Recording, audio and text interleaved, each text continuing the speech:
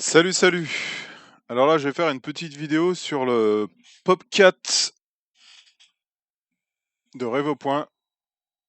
Ça va être une vidéo surtout basée sur le mode laser. On va regarder un petit peu le mode croisé et le mode ligne unique. Donc j'ai juste branché en USB sur le PC portable. Donc pour la configuration, c'est un i9 14900HX avec 64 Go de RAM et une 4070. Donc on va activer l'accélération graphique. On va voir déjà si on peut monter les FPS pas mal. Donc pour ça, je vais lancer l'enregistrement de l'écran. Voilà, donc tout se passe dans RevoScan. Donc c'est une version bêta, hein, donc il y a encore pas mal d'améliorations. Donc là, on est en 6.2. Donc, on fait nouveau scan. Donc on a plusieurs choix. On a suivi de forme, marqueur, marqueurs globaux, couleur. Dans suivi de forme, on a HD hybride, VCCL rapide et HD plein champ. En marqueur, on a le ligne laser, le HD plein champ. En marqueurs globaux, on a ligne laser, HD plein champ. Et après, on a le mode couleur, HD hybride, VCCL rapide, HD plein champ. Donc pour nous, on va mettre en marqueurs globaux. En ligne laser, on valide. On va créer un nouveau marqueur globaux, donc nouveau. Donc là, ce qu'on va faire, on va scanner déjà tous les marqueurs. Donc pour ça, on cherche la bonne distance. On valide. On tourne. Donc on essaie de scanner un peu tous les points. Hein. On peut prendre plusieurs distances.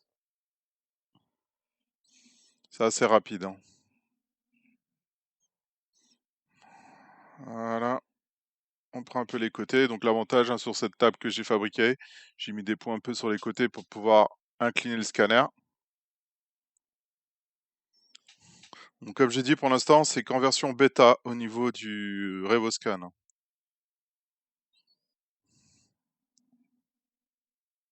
Voilà, on valide. On fait terminer. Ensuite, on clique là. Scanner le nuage de points.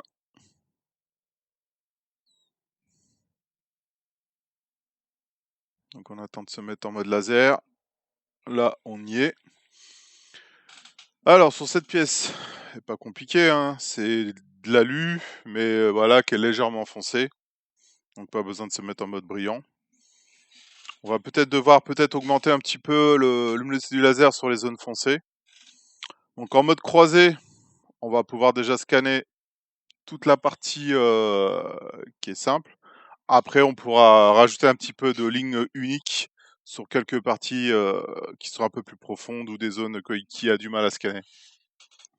Alors pour ça, à gauche, on a deux modes. On a la ligne unique, ligne croisée, on passe en ligne croisée. On va rester en haute exactitude, on va pas se mettre en haute vitesse. En type d'objet, on va se mettre en normal. En distance de point, on va se mettre à 0,4. Donc ici, on peut augmenter un petit peu. Voilà. Donc une fois qu'on est prêt, on se met en position. Donc on a bien les lasers qui apparaissent. Donc je peux lancer le scan. On met la bonne distance et c'est parti.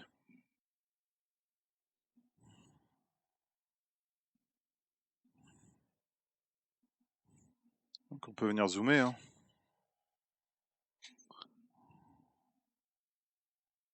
Ouais, ça se met en arrière. C'est pas grave. Donc là, en FPS, on est à 108 FPS. Donc on le sent. Hein. On le verra pas sur l'image parce que je suis qu'en 30 images par seconde. Mais moi, là, en FPS, je suis à 108. Donc ça permet d'avoir quand même une souplesse au niveau du mouvement. C'est pas saccadé. Donc là, on peut commencer à tourner, à scanner, c'est assez rapide.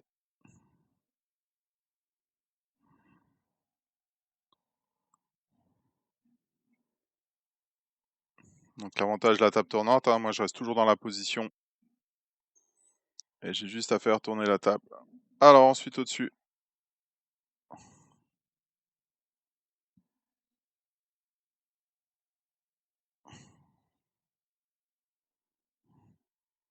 On fait un petit passage. Les zones. Vous avez vu, hein, c'est rapide. Hein. Sur cette gamme de scanners, ça commence vraiment à être intéressant d'avoir ce laser bleu. Sur l'Inspire 2, on avait un laser infrarouge, donc on voyait pas les lignes. Là, je peux faire pause. Hein. On va baisser la pièce pour faire montrer le laser. Je baisse la lumière jusqu'à temps qu'on voit les lignes.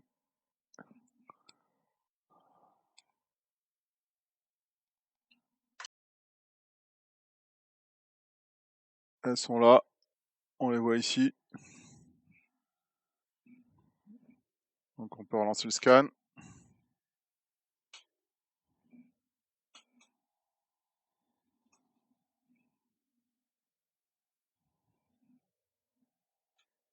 Vous voyez, le mouvement, il est super fluide. Hein. Bah, je conseille quand même d'avoir une configuration. De toute façon, pour la 3D, il n'y a pas le choix. Hein. Il faut une configuration assez sympathique pour pouvoir être à l'aise dans tout ce qu'on fait.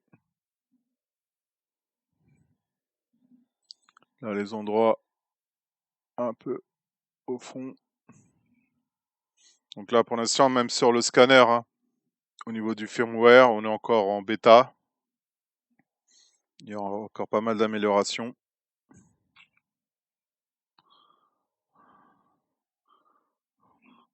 Donc là, c'est intéressant pour les pièces techniques, pièces mécaniques. Hein.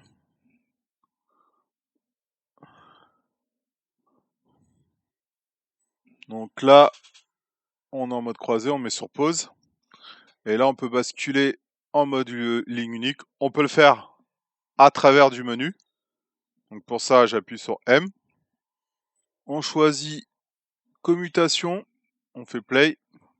Et ensuite, il y a juste à appuyer. Et on passe en mode ligne unique. Alors, on va augmenter le laser. Là, je pense qu'il faut mettre à 60. Donc voilà. On peut venir zoomer là où ça nous intéresse. Et en fait, si vous voyez bien,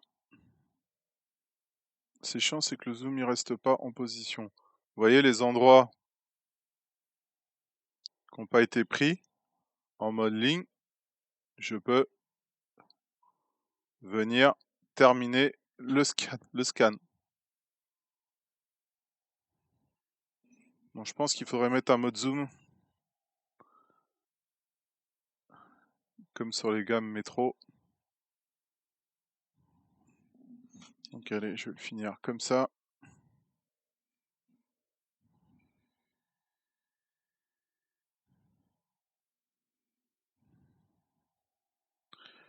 Donc là, on cherche quelques positions.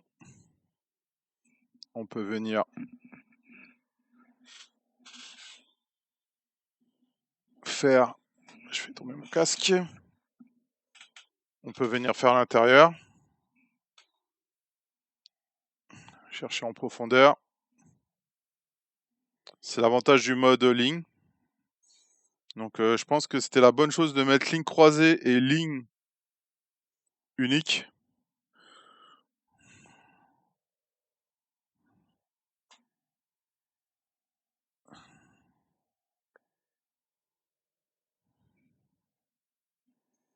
Voilà, voilà. Donc je pense que là on est pas mal. Hein. Ça a été assez rapide quand même. On appuie sur play. On peut venir regarder. Donc il y a encore quelques manques à ce niveau-là. Donc pareil. Hein. Avantage du mode ligne unique. Je vais venir zoomer.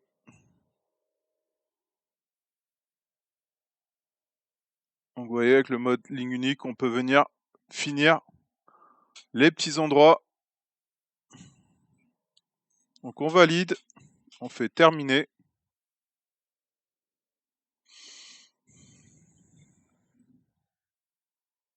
On fait une première fusion, on va le faire haute qualité, on va accélérer, on va le passer en 0,4 juste pour la vidéo.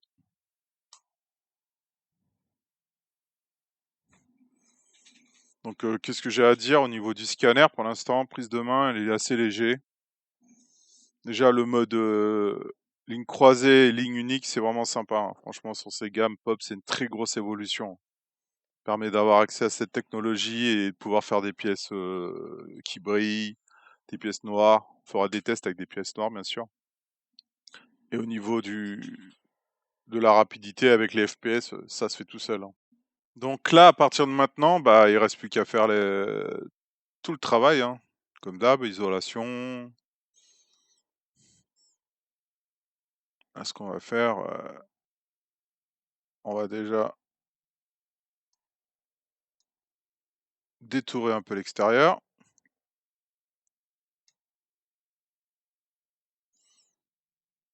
Hop, hop, hop, hop.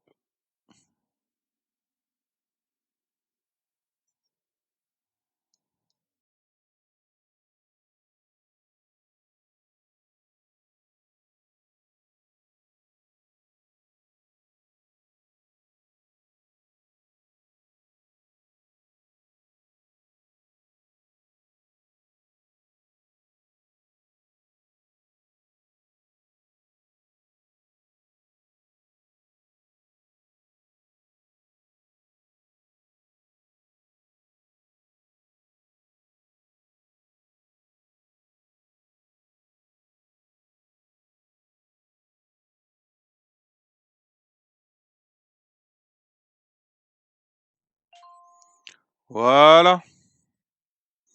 On cache la vue. Hop, on peut mettre un petit coup de blanc. Voilà. Au niveau du scan, on est pas mal du tout, hein. Donc voilà, voilà. Donc pour le mode laser, ligne croisée, ligne unique, les deux fonctions du scanner qui pour moi qui sont bien. Mode croisé, on scanne rapidement l'ensemble et le mode unique, on peut finir les endroits profonds. Donc ensuite, on va voir pour la suite, je vais passer à une statue, on va essayer le mode feature. Donc voilà.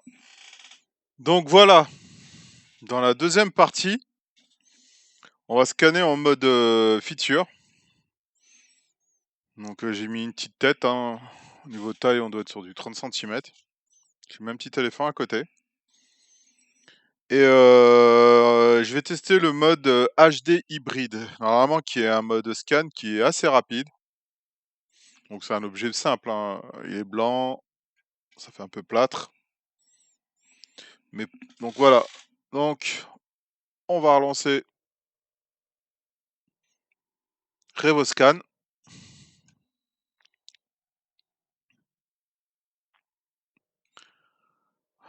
On attend que ça détecte le scanner. On fait nouveau, on se met en suivi de forme et on va tester le HD hybride. Alors normalement, dans ce mode-là, ça va combiner plusieurs capteurs caméra qui va permettre d'accélérer le scan.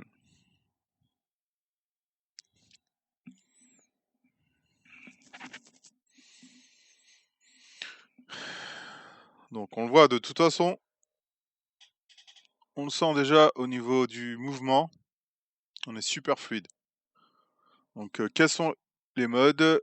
On va rester en haute exactitude, on va rester en objet normal, la distance on peut aller jusqu'à 500 et on va se mettre en exposition auto. Donc c'est parti. Donc là on lance le scan. Donc au niveau du mouvement, on le sent déjà, il n'y a rien à dire, c'est super rapide.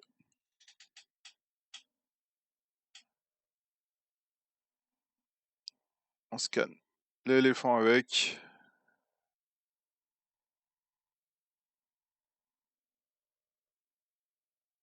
Voilà.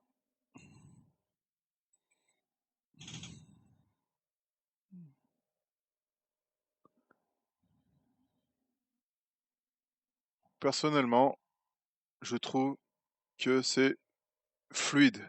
On est à 20 FPS, mais dans ce mode-là, c'est vraiment bien.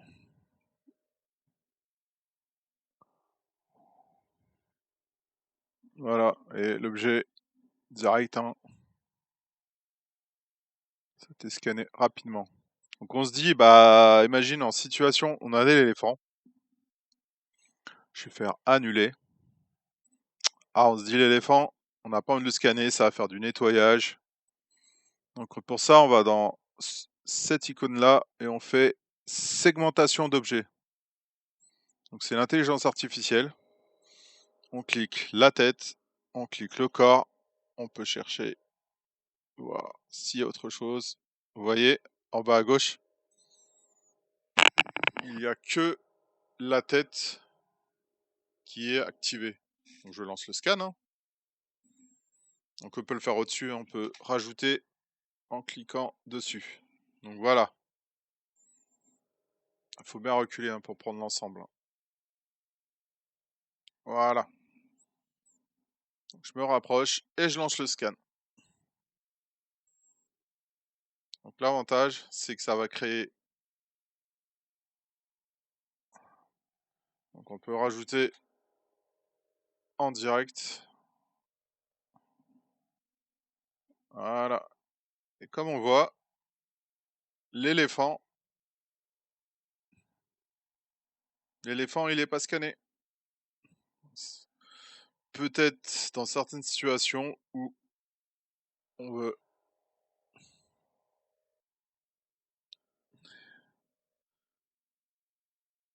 scanner des objets en se disant on n'a pas envie de celui-là, même si voilà au nettoyage on peut le faire.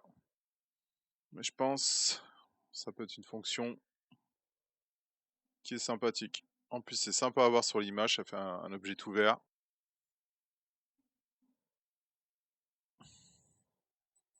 Donc on valide. Et voilà. On a un objet rapide.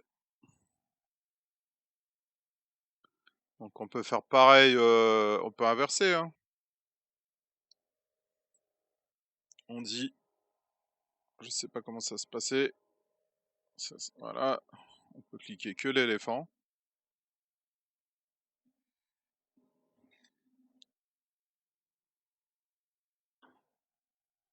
Bon, il y a la trompe. Hein.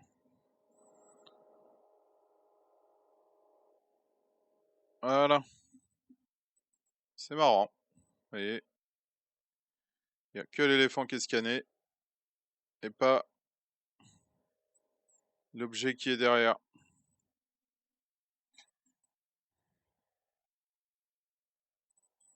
Voilà, c'était juste pour faire montrer ce mode-là. Après, on peut reculer. On peut venir dans Fichier, Nouveau. Ensuite, il y a le VCSEL rapide. Alors, je crois que dans ce mode-là, on a la distance de scan qui peut monter jusqu'à 800 et quasiment 1 mètre. Donc là, faut vraiment reculer. Hein, ça permet d'avoir un objet beaucoup plus grand. Ça permet vraiment d'avoir un objet plus grand et d'augmenter la distance. Voilà, voilà. Donc après, on verra pour les autres modes un peu plus tard. Merci.